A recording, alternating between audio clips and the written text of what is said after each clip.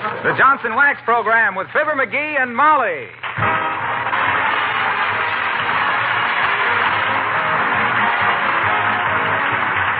The makers of Johnson's Wax and Johnson's Self-Polishing Glow Coat present Fibber McGee and Molly, written by Don Quinn, with music by the King's Men and Billy Mills Orchestra. And by way of welcoming 45 new stations to our network, the orchestra opens the show with Great Day.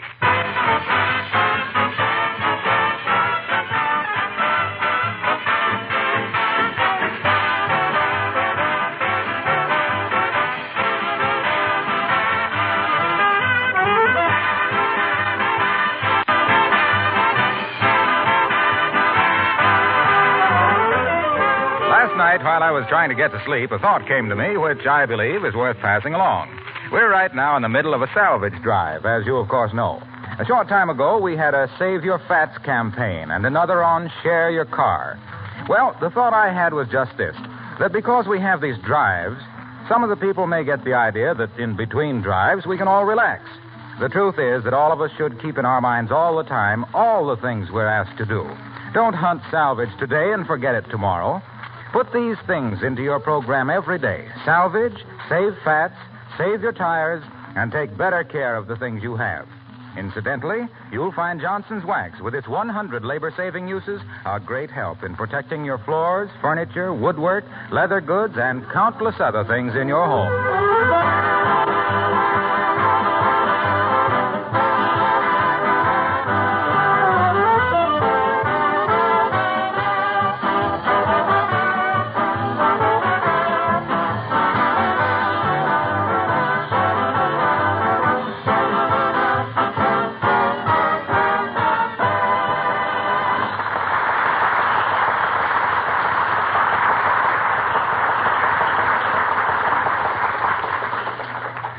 It's a gorgeous day in Wistful Vista. There's a zing in the air.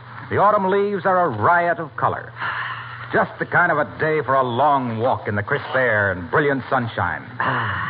The kind of a day when it's great to be alive and out in the air. Yes, sir. So here in the living room with a pile of newspapers, a very bad cigar, and a disgusted wife, trying to dope out this year's All-American, we find Fibber McGee and Molly.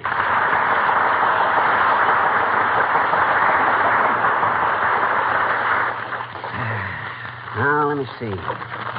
In the backfield, I got Sinkwitz of Georgia, Kuzma of Michigan, Hillenbrand of Indiana. McGee. Huh? For the last time, let's go for a walk. Walk? Yes, walk. Walk. Walk. You know, where you put one foot in front of you, and you lean forward, and then you put the other foot out. You can do it if you try. No, I don't want to go. Hey, how do you like Howard Callahan of USC? Oh, I love him. Yeah? Yeah, I've got a lock of his hair in the back of my watch. Who's Callahan? Trouble with you, Molly, is you ain't got any sporting blood. Well, neither of us will have any kind if we don't get out of this house now and then and get some exercise. You used to like football. Well, I still like football. What do you expect me to do Saturday afternoon? Sit here and wave a pennant whilst I darn socks? Well, we hear all the games on the radio, don't we? Oh, sure, and then we read all about them in the papers. Sure. Personally, my pet, I don't get much of a thrill out of an end run around the false teeth ads. Well, anyway, I don't want to go out. I'd catch cold with my house slippers on, my sleeves rolled up, and besides... Oh, well, I'm glad some hardy pioneer has the courage to get out in the air. Come in. Hello, Abigail. How do you do, my dear? And Mr. McGee. Hi, Uppity. How come you're out braving the elephants? No. The word is elements, McGee. Mm-hmm. Ivory is as ivory does, I always say. Where you been, Uppy, to get those roses in your cheeks and those thorns in your character? Oh, McGee. There was a time, Mr. McGee, when your crudities perturbed me no little. But now I've learned to take you as you are. You have? Well, how am I? Don't answer that, Abigail. I'll have no profanity in this house. You know, I've been trying to get McGee to go for a walk with me, but he won't go. He's holding a pigskin post-mortem. My dear, it's simply delightful outside. Very exhilarating. Oh, goodness knows, I'm so excited anyway. I'm simply walking on air. Well, for you, Uppy, that's quite McGee. Why, what happened, Abigail? My dear, congratulate me. I have just been elected president. Well, good for you, Uppy. Go sit in the fireplace and give us a chat.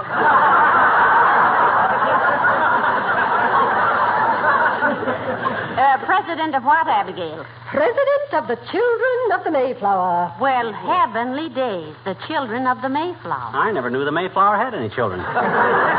Was one of your ancestors a whale boat up there? The Children of the Mayflower, Mr. McGee, is composed of ladies who are direct descendants of those brave souls who landed on Plymouth Rock.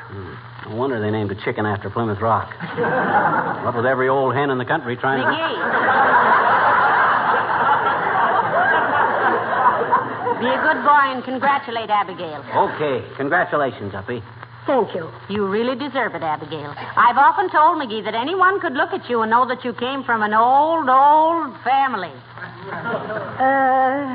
Thank you.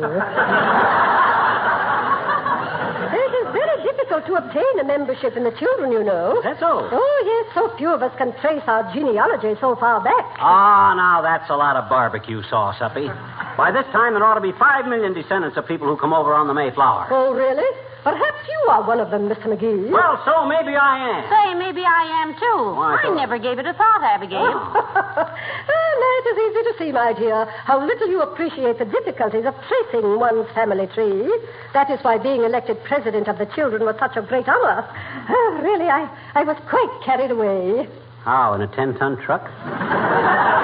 Mr. McGee, I have always made allowances for you because you were a naturally uncouth person. But I will now increase your allowance. Oh, goodbye.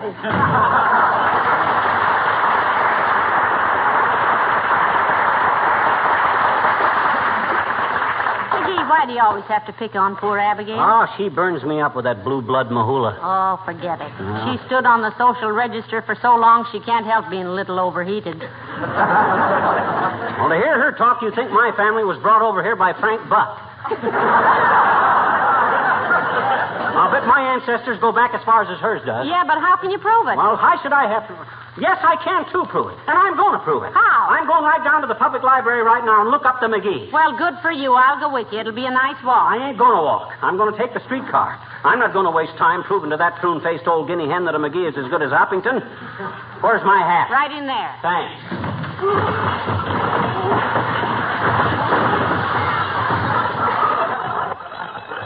Didn't I ever straighten out that closet?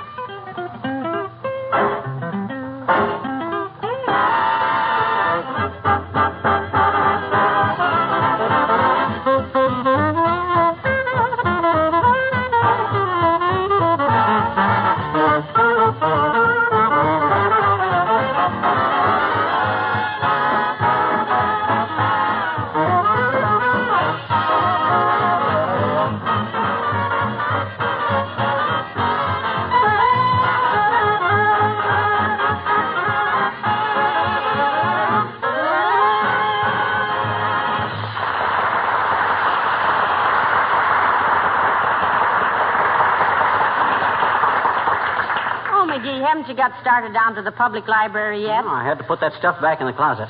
Hey, you know what I found? Judge Crater? Found a library book I should have took back a long time ago. Well, you'll just have to pay the fine. Yeah. 2 cents a day, you know. When did you borrow it? October 1927. I owe $109.50 on it. Well, they've made no attempt to collect, dearie, so I imagine it's outlawed by now. What was the book? Oh, some silly thing about a guy who wouldn't eat his pie. What was the name of it? Revolt in the dessert. No, that was in the desert. It was? And I don't blame the guy for not eating his pie. It's probably all full of sand. Hey, I'll be at the library all afternoon anyway. Come in. Hello there, daughter. Hello, Johnny. Do me a favor? Why, certainly, Mr. Oldtimer. What is it? Glad to do it if it don't take any time on account of I got to get to the library. I'm looking up my geology. Geology, eh? Yeah? You on the rocks again, Johnny? No, he means his genealogy, Mr. Oldtimer. He wants to prove that his family was early American. Bet it was, daughter. We got an early American end table, and it's got funny-looking legs just like his. Never mind my legs. His legs are good enough for him, Mr. Oldtimer. You betcha. All he ever uses them for is to strike matches on anyway. What was the favor you wanted? Well, daughter, you got a nice lawn out there in front. And I wondered if I could have a little grass. Help yourself, old-timer. Take all you want. You got your own lawnmower? I ain't gonna mow it, Johnny. What are you going to do? Eat some. Eat some grass? What's the idea? Just a hunch I got, Johnny. I got me little cold coming on. I got to thinking. Rabbits eat grass. I never seen a rabbit with a cold. So I thought I'd eat some grass. Well, horses eat grass, too, and I've heard a horse sneeze lots of times. But that's different, daughter. Horse eats grass standing up. I'm going to eat it on my hands and knees. Like a rabbit. Well, go ahead, old-timer. If you're still hungry when you finish the grass, you might go out and back and have a go at the hollyhocks. That's pretty good, Johnny. But that ain't the way I heard it. The way I heard it, one feller says to t'other feller, says, this driving at 35 miles an hour is pretty dangerous, ain't it? How so, says t'other feller. Well, says the first feller, when we drove at 55, we didn't dare take our eyes off the road. Now we don't dare take them off the speedometer. Not that it matters to me, kids. Me and Grandma got us a tandem bicycle. A tandem bicycle? Well, that ought to be fun, Mr. Oldtimer. Cheers, daughter. We go every place on it. Went to the movies t'other night and seen your new moving picture. Here we go again. Oh, how'd you like it, old-timer? Swell, Johnny. Fine. That's the second ROK picture you made, ain't it? Yes, it is, but it isn't ROK. It's RKO. Means Radio Keith Orpheum. Is that so? In your case, I'd have swore it was ROK. Meaning what? Right off the cob.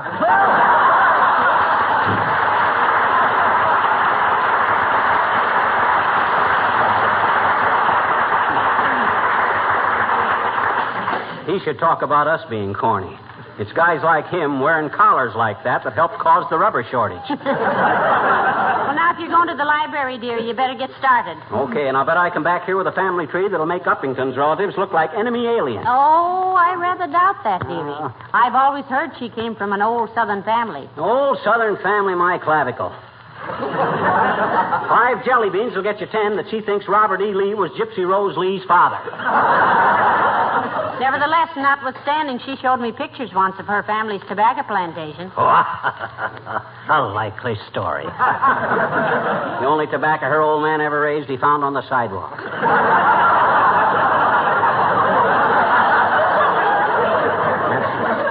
Oh, my gosh, almost forgot. I got to make a long-distance call. Whom to? County clerk, Peoria. Going to have him send me my birth certificate. Give me the phone. Here. Thanks.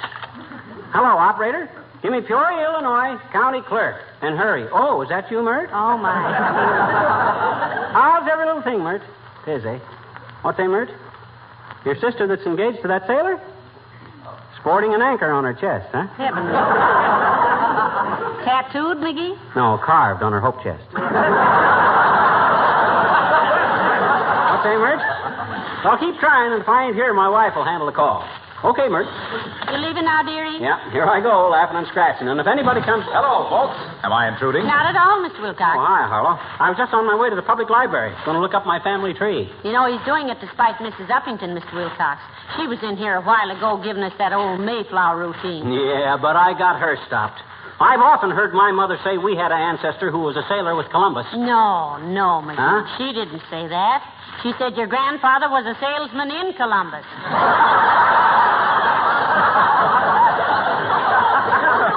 is that what it was?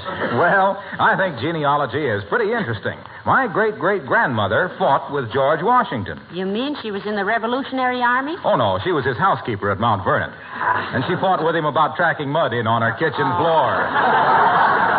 That was before they had linoleum, of course, and Johnson's self-polishing glow coat to protect and preserve it. Ain't he marvelous, folks? It's no wonder his conversation is so bright and sparkling the way he keeps working glow coat into it. Say, was your great-great-great-great-grandmother with Washington after the Revolutionary War, Miss Wilcox? Oh, sure. That's when she was the most valuable to him. Because during and right after a war, you have to be particularly careful to conserve what you have and protect it in every way possible so it will ease the strain on the country's productive capacity. Buy what you need, but no more than you need. People must cooperate to cut down their excess spending, or the prices of scarce goods go up and up and up. So you've got to keep your feet on the ground. I think I can take it from there, Junior. When you got your feet on the ground, you're liable to track in some dirt, but if you got glow coat on your kitchen linoleum, it wipes right up with a damn cloth. McGee, let Mr. Wilcox finish. Well, I was through, Molly. I just wanted to tell you about my great-great-great-grandmother. Poor old soul. Why, poor old soul? She was drowned, I understand. Oh, how terrible. Yes. Remember when Washington threw that dollar across the Potomac? Yeah. Well, Grandma tried to swim over and get it back.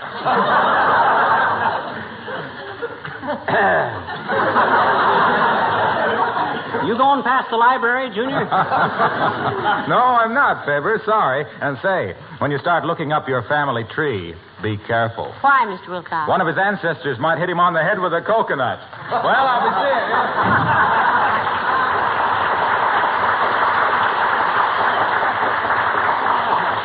That's pretty silly. Why should any of my ancestors be up in a tree with a coconut? So my ancestors were monkeys, were they? Well, they could be, the way you managed to get yourself out on a limb all the time. All right. Scoff if you want to, but I'll show you. You wait till I come home. I'll bet I can trace the McGees clear back to... Who do you think I ought to trace myself back to? Sir Galahad. Who's he? He was that fit knight who was out for man or beast, remember? Now get home as soon as you can, dearie. I've got to go up and wax the woodwork in the upstairs hall. Okay, I'll be back right away. Now, maybe I better be sure who I want to trace myself back to. Let me see now. Fibber McGee. Direct descendant of Julius Caesar. No, that's no good. People wonder why I flunked in Latin. How about Napoleon? I didn't want any guy who was dumb enough to try and lick Russia.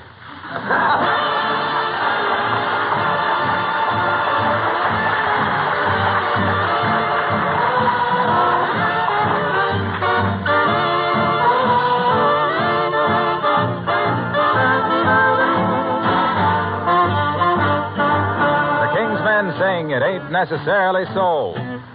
Come on, you brothers, gather round Parson Brown. The good books say, come on, little children. That's so. I takes my text from page 24. Listen, you children, gather round Parson Brown. The Lord said, David, Goliath is a villain. That's so. Lay him low. Tell us more. Little David was small, but oh my. Little David was small, but oh my. He fought big Goliath, who lay down and died. Little David was small, but oh my. Take it, Deacon. Well, Sir Jonah, he lived in a whale. Is death possible? I said, Jonah, he lived in a whale, and that's gospel. Now he made his home in that fish's abdomen. Oh, Jonah, he lived in a whale. Oh, well. Get into heaven, don't snap for a seven, live clean, don't you have no fault. Well, now, I takes a fable whenever I'm able, but with a grain of salt. How's that, brother? Little Moses was found in a stream. Moses was found in a stream. He floated on water till old Pharaoh's daughter, she says from that stream, Methuselah lived 900 years. Oh, Methuselah lived 900 years. But who calls that living when no 900 years. It ain't necessarily so. It ain't necessarily so. The things that your teacher is liable to preach you, it ain't. No, it ain't necessarily so.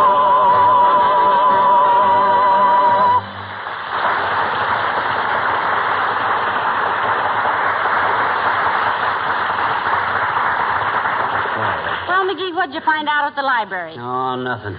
Measly little library anyway. They haven't got anything. Well, how'd you go about it? How would any intelligent person go about it? That's beside the point. How did you go about Well, naturally, I was illogical. I wanted to look up my family tree, so I went and got all the reference books on trees. Hey, did you know the giant redwood, Sequoia giganticus, is probably the only it? tree... Never mind about those trees. What did you find out about your family tree? Nothing. That's the worst arranged library I was ever in. So what does I do but I looks it up under family. And what'd that give you? Drew another blank. Gave me the Swiss Family Robinson and how to raise a family on $18 a week. 5 little peppers and the Rover boys and parlor games for the family circle and all stuff like that there. Not a word about the McGees. Well, now, don't fret about it, dearie. There must be some other way to find out about it. Say, incidentally, I talked to the county clerk in Peoria long distance. You did? Yes, I did. And I told him to wire information on your birth certificate and any data he had about your family history. Oh, that's swell. That'll give me something to start on. Then when old Uppington starts giving out with that phony baloney, I can tell her... Come in. Hello, Mrs. McGee. Hello, Mr. McGee. Hello there, Mr. Wimple. Hi, Wimp, old man. How's things? Oh, awfully quiet, Mr. McGee. I haven't been doing much of anything. Well, say, what do you do in your spare time, Mr. Wimple? I enter contests. I send box tops in for things. Ever win anything? Once I did. What'd you win? Oh, a peachy big box to keep box tops in.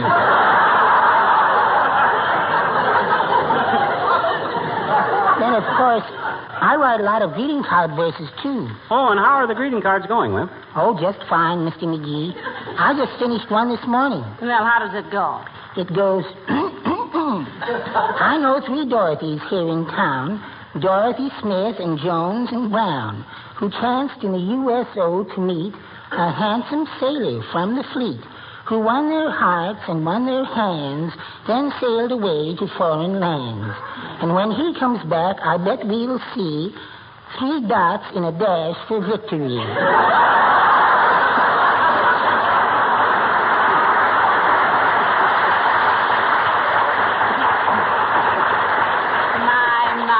That's very sweet, Mr. Wimple. Oh, it's nothing really.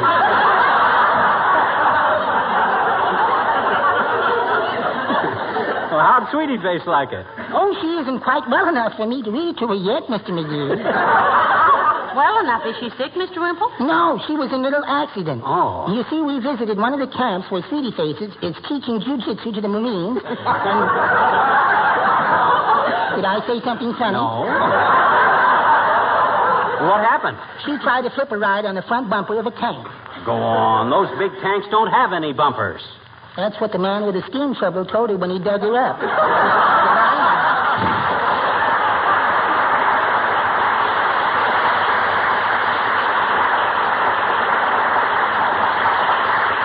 Hey, that reminds me, Molly. While I was at the library... Oh, that's probably for you, McGee. Okay. Yes. Oh, Postal Union? Oh, telegram for me. Who from? County clerk in Peoria. Oh, my. Must be about my birth certificate. Yeah, go ahead. Oh, yes. Yeah, I see. Oh, I'll be... Oh, hey, what was that last line again? Oh. Okay, bud. Oh, thanks very much. What was it, dearie? It's the county clerk in Peoria about my birth certificate. He says... Oh, dear, who's that? Say, who hasn't been in yet? Latrivia. Oh, yeah. Come in there, Latrivia. Good day, Mr. McGee. Hello, McGee. Hello, Mr. Mayor. Hi, Latriv. What's the matter, McGee? You look worn down a bit. He's been studying all afternoon, Mr. Mayor, trying to trace his genealogy. Is that so? Find out what you wanted to know, McGee, or did you find something you'd rather not have known? Oh, lay off, Latrivia. You're just like Uppington. A couple of crumbs off the upper crust sneering at the hoi polloi, you think. Now, listen, McGee, the mayor never said a word. I was not sneering, McGee. I merely made a Don't remark. kid me, Latrivia. I know when I'm being sneered at. I can take a hint. You know what they say, a wink's as good as a nod to a blind horse. Oh, I'm sorry. I didn't know. How did it happen? How did what happen? About your horse. We haven't got a horse. We sold it. After it went blind? Was that quite ethical, McGee? After all, if you But, misrepresented... Mr. Mayor, the horse wasn't blind. I see. Then it happened after you sold it. Well, the poor animal was Doggone probably... it, Latrivia. We don't know anything about a blind horse. Our horse could see perfectly well. Then you should have sold it to somebody who would take better care of it. You deliberately refused to take any responsibility. Sure, we refused to take any. I mean, we were responsible for the sale, yes. But the horse was not blind. At the time of the sale. Exactly. I mean, no. It never was blind. Now, look here, Latrivia. If you're trying Never mind. Let it go. But, Mr. Mayor... Please, Mrs. McGee, I'd rather not discuss it any further. I came here to offer your husband a position with the city. In spite of his somewhat strange code of morality in the sale of livestock, I still offer him the situation. What's a job and what's a pay, Latrivia?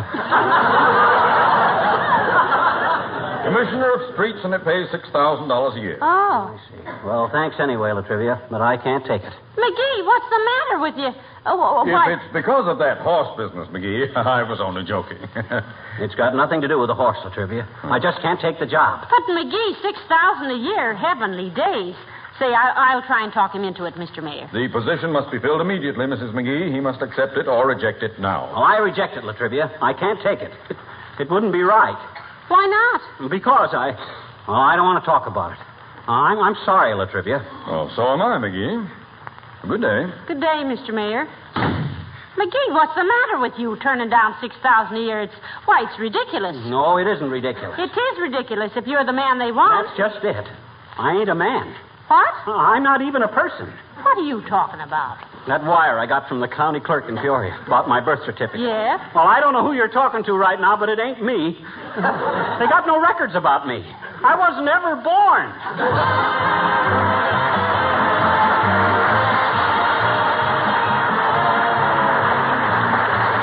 Mostly on these programs, we've been talking about the uses of wax in the home. I'm sure many of you will be interested to know how Johnson's wax products are being used also by manufacturers to solve finishing problems brought on by the war. Industry has made phenomenal progress in adapting itself to war production. In this conversion, with shortages of certain familiar materials, there has come a need for new protective wax coatings and finishes. Many of these have been developed and are being supplied by S.C. Johnson & Son. They include waxes which make textiles water-repellent and stain-resistant, now widely used for soldiers' uniforms and outdoor clothing. Rust-inhibiting waxes for metal surfaces. Also, protective wax coatings and cleaners for aircraft surfaces. Wax-fortified paints for Army, Navy, and Marine Corps equipment. So you can see that the use of wax as a protective finish for all kinds of materials and surfaces is becoming increasingly important.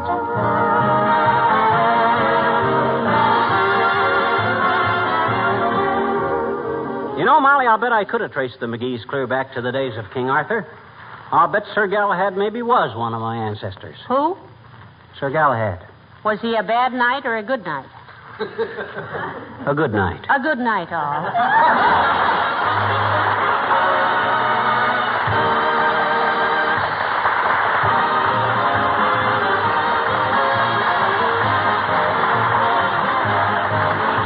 The characters of the old-timer and Wallace Wimple heard on this program were played by Bill Thompson.